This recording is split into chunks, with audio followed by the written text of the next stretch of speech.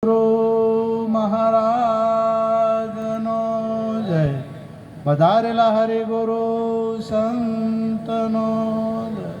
સદગુરુ નિરાત મહારાજનો જય. સદગુરુ સદારામ બાપાનો જય. ધન્યવાદ. આજે ખોડાણા મુકામે નાગજીભાઈની પુણ્યતિથિ નિમિત્તે એમના પરિવાર તથા એમના સુપુત્રોએ મળી અને સુંદર જ્ઞાન યજ્ઞનું આયોજન કર્યું.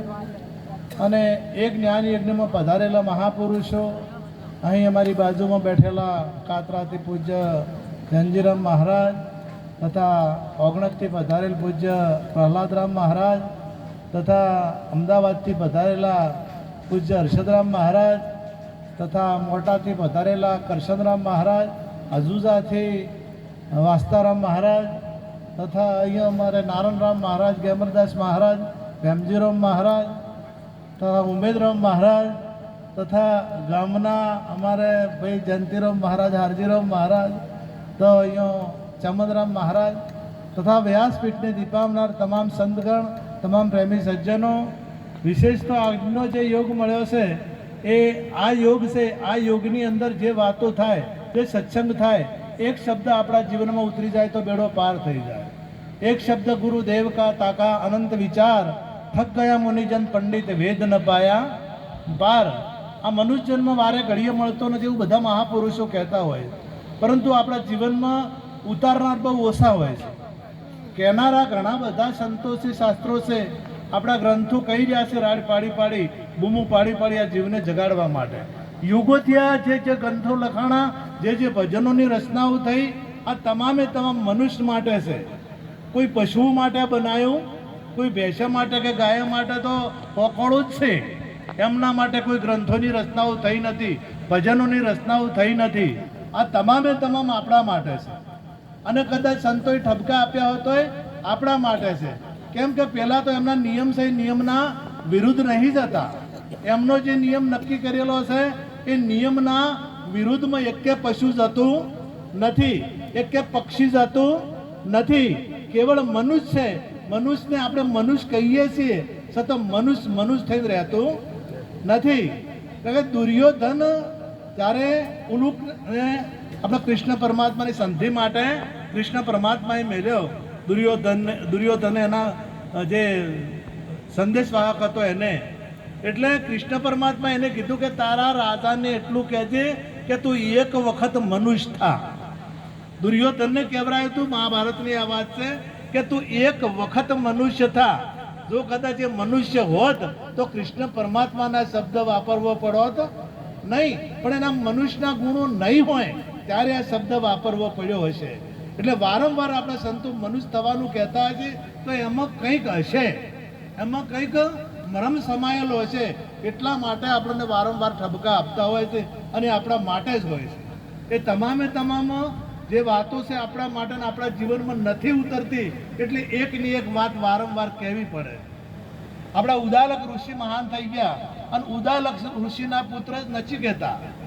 હવે ઉદાલક ઋષિને યજ્ઞ કરવાનો હતો, એટલે ઋષિઓ તો હંમેશા આપણે પ્રજા પાસેથી માગી, અને કારણ કે એમના આશ્રમ હોય અને એમને ભણાવવાનું કામ હોય, શિક્ષા આપવાનું કામ હોય, એટલે એમની પાસે કોઈ રાજા કોઈ પણ આશ્રમ ઋષિ મુનિઓનો પહેલાં જે હતા એ કોઈ રાજા પૂરું કરે અથવા પ્રજા પૂરું કરે. એટલે માગી અને ગાયો લાવી. ગાયો દાન આપવા માટેનું કે અમારે યજ્ઞ કરવાનો છે તો ઋષિ મુનિઓ સંતો અમારા ઓગણે પધારશે અને એ ઓગણે પધારેલા સંતોને અમારે ગાય દાનમાં આપવી પડશે. એટલા માટે તમે ગાયો અમને આપો.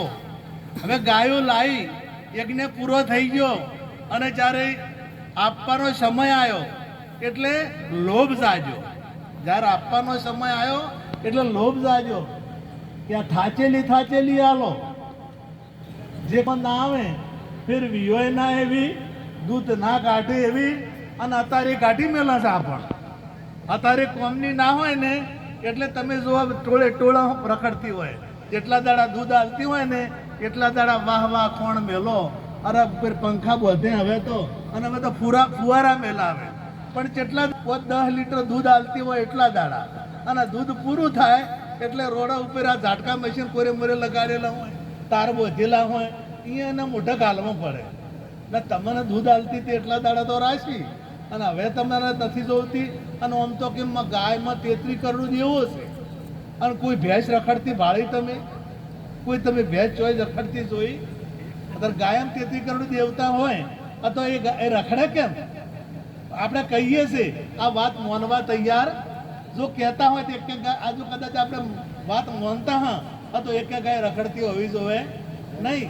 એટલે પેલા ગાયો જે ગંડી હતી ને, દૂધ ના લેવી એવી ગાયો આલવાનું શરૂ કર્યું. એવું શરૂ કર્યું એટલે એમના પુત્ર હતા નચિકેતા. હવે નચિકેતાને ઘણા સંતોનો સંગ થયેલો, કારણ કે રોજ એમના આશ્રમમાં સંતો આવતા, સંતો પાસેથી સત્સંગ મળતો, એટલે સત્ય શું છે ને અસત્ય શું છે એ નચિકેતાને સમજાતું હતું. એટલે નચિકેતાએ કીધું, ડાયરેક્ટ શીખ આપી શક્યા નહીં કે બાપાને શીખ આલવી ને એટલે થોડીક બાપા તરત આપણે શીખ આલવા જ તો બેસ કે તને ના ખબર પડે, અને પછી વધારે ઘંટા થઈ તો છોકરો એમ કે બેહો તમને ખબર ના પડે. અને પછી એમ કે ને તમે નેટ ભેળું કર્યું હોય અને એને કોઈ બોર બનાવ્યો હોય, અને પછી જ્યારે ભોગવવાનો ટાઈમ આવે એટલે તમે ઘંટા થઈ જાઓ. આખી ઉંમર તમે ઘણી સખત મહેનત કરી અને પેળું કરો, અને જ્યારે ભોગવવાનો સમય આવે ત્યારે વૃદ્ધાવસ્થા આવે અને એ ટાઈમે છોકરા એમ કે બેહો તમને ખબર પડે. એટલે ખબર નથી પડી તાર તો તું મને એમ કહે છે. જો ખબર પડી હોત તો તું મને આમ કહત, કારણ કે કોઈ રાજપૂત ના હોત તો શું કહત તું? એટલી ખબર નહીં પડી. વાત સાચી છે. એટલે નચિકેતાને હવે પિતાને એમના ઋષિ હતા અને પિતાને શિખામણ આપી કે બાપા આવું ના કરાય, આ વૃદ્ધ ગાયો ના લોય. અંદર ગાયનો અર્થ ઇન્દ્રિય પણ થાય, ગાયનો અર્થ ઇન્દ્રિય પણ થાય, અને ગૌનો અર્થ 14 અર્થો થાય, પણ આપણે હું ગૌનો અર્થ ઇન્દ્રિય કરવાનો છે. એટલે ગૌ એટલે ઇન્દ્રિયો, આપણી કર્મેન્દ્રિયા અને પોચ જ્ઞાનેન્દ્રિયા. આ ઓખ એક ઇન્દ્રિય કહેવાય, કાન એક ઇન્દ્રિય કહેવાય, આ તમામ આપણી હાથ પગ એ કર્મેન્દ્રિયા કહેવાય. હવે આરી ગંડી થઈ જાય, થાકે દેખાય ના, કોણ અભળોય ના, અને તાર મંદિરે જઈને કે ભજનમાં જઈને બેહે તો પછી અર્થ શું? બે અમે એ તો તાર નથી કોમ કરતી, અમે કોઈ જોઈ કહેતી નહીં, અને અમે કોઈ ઓભળી કહેતી નથી, અને હવે સહીએ કહેતા નથી. એટલે હવાદવાળું ખાવું છે પણ ખવડાતું નહીં. અને પછી કે રોમ રોમ કરો ને પછી કાલેલી કોમ ના આવે, એ તો કોઈક તાજી હોય તારે મેળ આવે. એટલે આ ગાયનો આ જે આપણી ઇન્દ્રિયો જે થાય અને મજબૂત છે, ઓભળી શકે છે, બોલી શકો છો, તમે ચાલી શકો છો, એ સમયે જો કદાચ પ્રભુ ભજન કરશો તો પરમાત્માને ગમશે. અને તારે જો જ્ઞાન મેળવવું હોય કે ધંધો કરવો હોય, જો ધંધો કરવો હોય તો યુવાનીમાં થાય, ભણવું હોય કે ધંધો કરવો હોય કે ભજન કરવું હોય કે અડમાલા કરવા હોય તો યુવાનીમાં જ થયો. કદાચ આકોટા કરવા હોય ને તો પછી થાય ના. અને ભણી ગણીને કદાચ કોઈ ડૉક્ટર, એન્જિનિયર, વકીલ બનવું હોય તો યુવાનીમાં થાય, અને ભજન કરવું હોય તો યુવાનીમાં થાય. વૃદ્ધાવસ્થામાં પછી કોઈ અહીંથી કદાચ ગોમમાં જવું હોય તો જવરાય, હેડીને જવરાય ના પછી શું ભજન થાય? એટલે કે આ હવે મારે કેને કહેવું? તો પછી એમણે કીધું નચિકેતાએ કે બાપા મને પિતાશ્રી મને કોને આપશો? ડાયરેક્ટ કહી ના શકે, આપણે બીજી રીતે કીધું કે મને કોને આપશો? તમે ગાયો તો દાનમાં આપો છો, પણ તમે મને કોને આપશો? એટલે પેલાને રીહ ચડી, એટલે કીધું કે તને યમરાજને અને પિતાનું વચન વાભળી કે મને મારા પિતાએ વચન કર્યું છે કે તું યમરાજને મને આપી દીધો છે તો મારે યમરાજ પાસે જવું જોઈએ. એમ જે પિતાના, જે ગુરુના અને પિતાના જે દીકરા એને કહેવાય કે જે પિતાનું વચન કોઈ દાડો ઉલ્લંઘન કરે નહીં, એ પિતાની પૂજા જ કહેવાય. પિતાનું વચનનું ઉલ્લંઘન ના કરે, પિતાની સેવા કરે અને પિતાનું કહેવું માને, એ પિતાની પૂજા છે. તમે ફૂલ ને ચડાવો તો ચાલશે, તમે હાર ને પહેરાવો તો ચાલશે, એ પૂજા છે. એટલે નચિકેતા એ વાત માની એના યમરાજના ઘેર જતા રહ્યા. એટલે યમરાજ હાજર નતા. 3 દિવસ યમરાજના ઘેર અરે ભૂખ્યા ને તરસ્યા એ બેસી ગયા. 3 દિવસે યમરાજ આવ્યા. એટલે યમરાજે કીધું કે આ નાનું બાળક છે અને 3 દિવસથી તપસ્યા કરી રહ્યું છે, તો લાવો એને જે માગે આપું. કે માગ, તને 3 વરદાન આપું છું, 3 વરદાનમાં તારે જે જોઈએ એ માગી લે. 3 વરદાન આપ્યા. એટલે પહેલું વરદાન એવું આલ્યું માગ્યું કે એક તો પ્રથમ મારા પિતાની મતિ અવળી થઈ ગઈ છે, અવળી થઈ જાય. બીજું કોઈ મારા બીજી વાત પાસે, પણ મારા પિતાની જે મતિ અવળી થઈ છે, એટલે અવળી મતિ કઈ કે આપણે યુવાનીમાં ભક્તિ નથી ઓભરતી, આપણને યુવાનીમાં પરમાત્માનું ભજન નહીં ગમતું, યુવાનીમાં ભગવાનનું નામ નથી ગમતું, એ આપણી મતિ અવળી. આપણે જે છે એને માનીએ છે અને નથી અને નહીં, જે છે એને નથી માનતા અને નથી એને માનીએ છે, એને કહેવાય મતિ અવળી. હવે આ સંતોએ બધાને માગણી કરી કે મતિ અંધશ્રદ્ધાની વાત કરી. આજે મારે આજની જ વાત કરું. હું આજે ગોમમાં જો તો હું નામ નહીં લઉં, એ ગોમમાં જો તો હું બેઠો હતો અને એક ભાઈ આવી, એટલે જય ગુરુ મહારાજ કર્યા, નમસ્કાર કર્યા કે તું તાર બાપા હોય બેઠા એ નમસ્કાર કરે. એટલે કે તો એના માટે હું મરી ગઈ છું, એના માટે હું મરી ગઈ છું. સત્ય ઘટના છે, આજની જ હું વાત કરું છું. એટલે પછી મેં એક બાજુ બોલાવી, મેં તારા તકલીફ શું છે?